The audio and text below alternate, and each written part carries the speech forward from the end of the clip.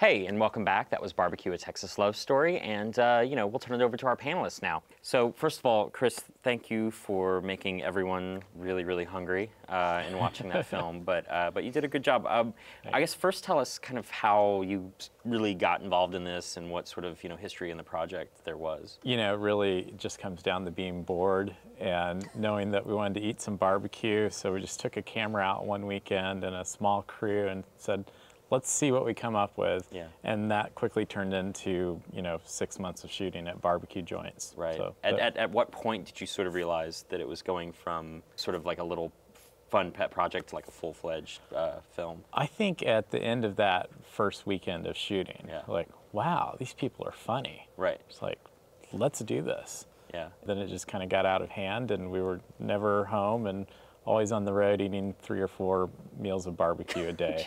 So. And for you guys, I mean, what was just kind of your take, not only on the film itself, but just sort of the whole kind of culture of barbecue in Texas and the personality of it?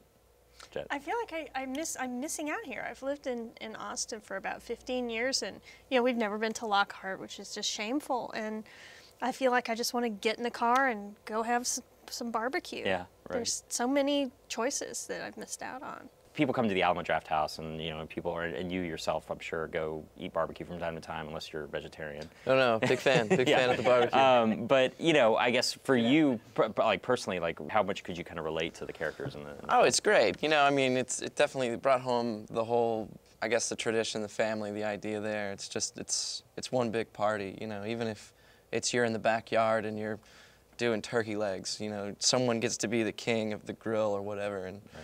Put the sauce on and cook it all up. And it's such a good time, and they really did a good job capturing that. Totally. How did you get Ann Richards involved as the narrator? We just asked her.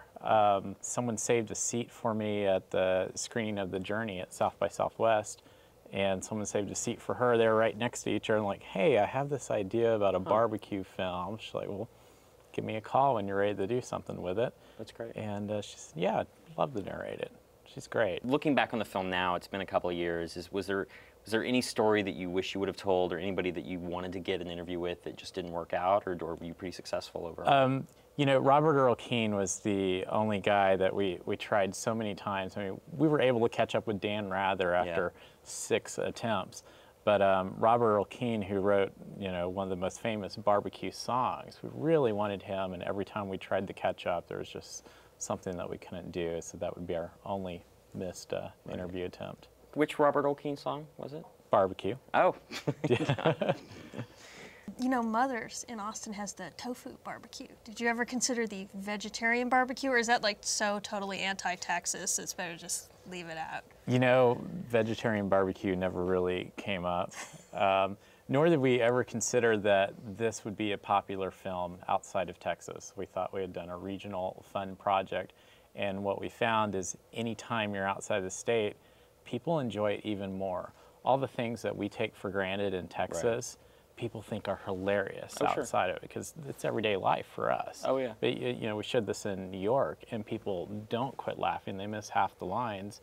So I think everything we do is bizarre. Well, yeah, I mean, that's part of the, I guess, the attraction. We consider so much of this stuff hilarious, but also kind of charming, yet they consider it just completely foreign. And it's funny, kind of the cultural division that food can bring out of people. And especially, like Jet was saying, on the vegetarian aspect, it's interesting. I mean, I think that, you do have people who, no matter what kind of lifestyle they lead, they're still sort of attracted to barbecue. I don't know. One of the questions that I think this film brings out of everybody who, especially people who live in Texas, is I'll ask each one of you, like, what is your favorite thing about sort of barbecue? What attracts you? What lures you in? My favorite thing is just the full experience, the people that are there, the fact that, if they have a current health permit, you're going to need to just keep driving on down the road and check back in 6 months when everything gets all messed up again.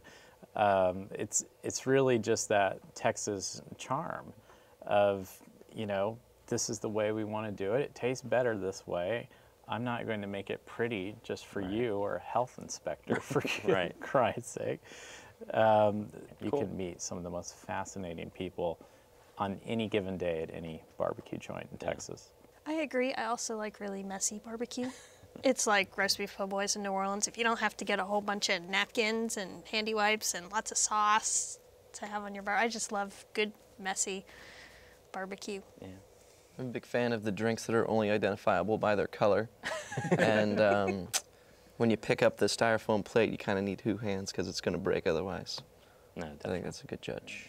Cool. Well, thanks guys for being here, and thank you, Chris, for sharing the film. And thanks for tuning in for another episode of South by Southwest Presents. Check in next time. I'm Matt Dentler with South by Southwest.